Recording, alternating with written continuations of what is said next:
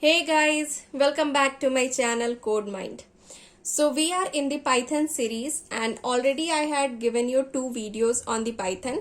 That is the basic of the Python, in which I told you how to download the Python, how to install it, or if you don't want to download or install, you can use the online editor as well. So I already explained those concepts and including the how to take the input and how to display the output in the first video. Coming to the next video, I already explained you about the different types of operators in the Python. I had given the overview of all the four operators and I explained in detail the arithmetic operator. And also I had given you some basic concepts of the comments, that is the two comments used in the Python, that is single line comment and the multiple line comment. And today in this video we will cover the relational operator, which is the second operator in the Python.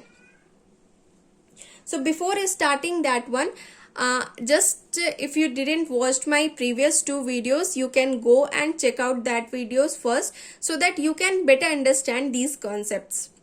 And also one more thing I want to tell you, that I am giving you the handwritten notes because this is very easy and fast way to grab the things.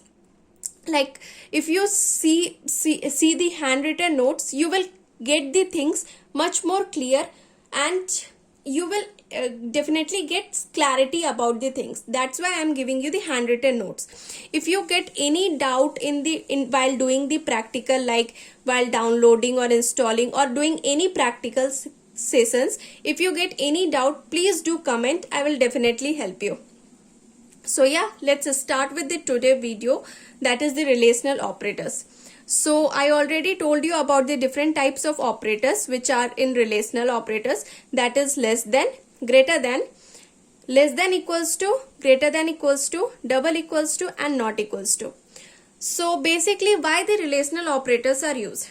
So consider a question like is my height is greater than my friend's height. If I asked a question, then how can you code this thing in the programming language? So I had given the example here. This is about regarding this only. So I had given here my height is like 5.8. Okay. So this here I had given it in the float form. Like my is a variable which contains a value 5.8. So if we will check the type of my, then it will show a float class. This also I explained in the first video. Then the second one, I am declaring my friend's height is 5.7. Now I am checking is my height is greater than my friend's height. So for that one I am using a relational operator, that is my height is greater than my friend's height. Is it true or false? So definitely it's a true. So the output will be your true, right? The same way I can also show like my height is less than my friend's height. Is it true or false? Is 5.8, this is 5.8, right, is less than 5.7. Is it true or false? Of course it's a false, so it will produce an output false, right? So one important point to be noted here is that the output of relational operator, so this is a relational operator, so the output of this relational operator is always a Boolean value. Here we got a Boolean value, that is true. Here also we got a Boolean value, that is false. So this is important point, that is the output of the relational operator is always a Boolean value. That's an important point to note. Okay. And this relational operator concept is very important concept, right? Coming to the next example. Here I had taken a as a variable which contains a value 10, which is an integer, right? The another variable b which contains the value 10, which is also an integer, right? So now I am checking with the relational operator greater than equals to. Okay. So I am checking is a is greater than equals to 10. So here I am not giving both the side the variable, but one side the variable and another side the value. So is it greater than equals to, is 10 is greater than or equals to 10? Yes, 10 is equals to 10. That's why it produces the output true, right? The another example is A contains the value 5, B contains the value 2, and I am checking A is less than B. Is it true or false?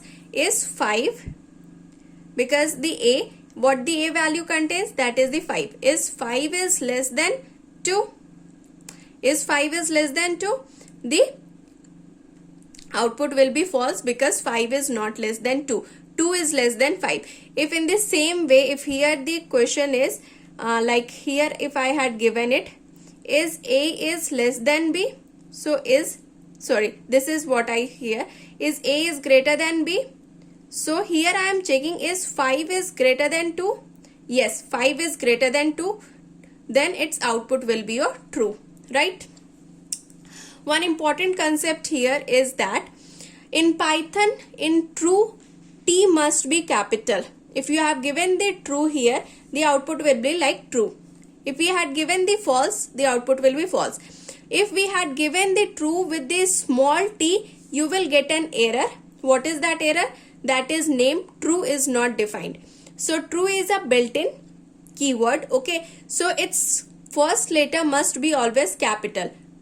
In true, the T must be capital. In false, the F must be capital.